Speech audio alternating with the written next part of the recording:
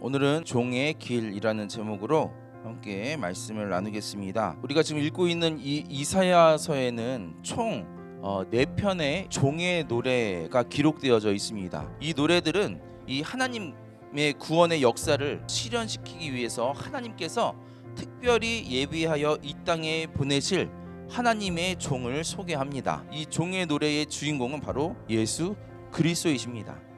우리 사랑하는 성도 여러분, 저와 여러분은 그 종의 길을 걸어야 합니다. 왜냐하면 예수님께서 그 길을 걸으셨기 때문에 그렇습니다. 예수님의 제자들이라면 예수님이 걸어가셨던 그 길을 따라가야 합니다. 그런데 우리는 내가 그 종임을 망각하죠. 종임을 망각하는 순간에 내가 주관을 합니다. 내가 판단을 합니다. 내가 결론을 내립니다. 내가 중심이 됩니다. 종의 자리는 절대로 높은 자리가 아닙니다. 하나님이 계셔야 할 자리에 내가 앉아 있다라면 이제 어떻게 해야 될까요? 종이라면 내려와야죠.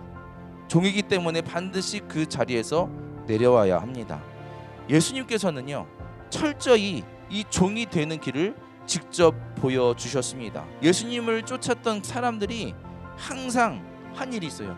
뭐냐면 예수님을 왕으로 세우려고 합니다. 그저 자신들의 배를 채워주는 것에 만족하고 자신들의 만족과 유익을 위해서 예수님을 왕으로 세우려고 합니다. 예수님은 어떤 반응을 보이셨습니까?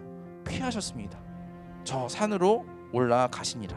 그 왕이라는 자리를 감당하기 어려워서 피하신 것이 아닙니다. 왕이 아닌 하나님의 종, 바로 그 여호와의 종으로 오셨기 때문에 그 자리를 피하신 것입니다. 그리고 예수님은 순종하시고 철저히 그 종의 길을 걸으셨습니다. 예수님이 이 사역을 감당하실 때에 어떠한 불평이 없으셨습니다. 종은 따지는 자가 아니라 따르는 자이기 때문에 그렇습니다.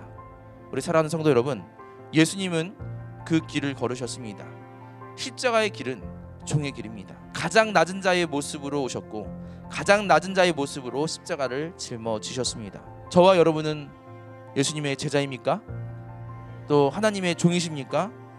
내가 주인이 되는 인생의 길이 아닌 그 종의 길을 걸어가실 수 있겠습니까? 하나님의 은혜가 내게 충분하기에 우리는 이 종의 길을 갈 수가 있습니다. 종의 길을 가는 방법은 단 한 가지죠.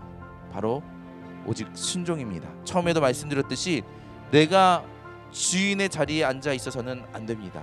그런데 우리의 신앙생활을 되돌아보면 온전한 종의 모습이라고 할 수 없는 부분들이 참 많이 있습니다. 종인데요, 요구하는 게 참 많아요. 이거 해내라 저거 해내라. 그런데 우리가 종이라면 우리의 기도의 내용 또한 하나님의 뜻을 먼저 구하는, 우리에게 원하시는 것이 무엇인지를 구하는 그러한 기도의 제목들이 먼저가 되어야 하지 않을까 생각해 봅니다. 예수님은 그 종의 길이 어려운 길임을 아심에도 하나님의 계획에 순종하셨습니다. 그저 그 십자가의 길을 묵묵히 걸어가셨습니다. 우리가 또한 걸어가야 할 길입니다. 그 종의 길을 순종할 때에 하나님께서 그 인생길에 모든 것들을 책임져 주실 줄로 믿습니다.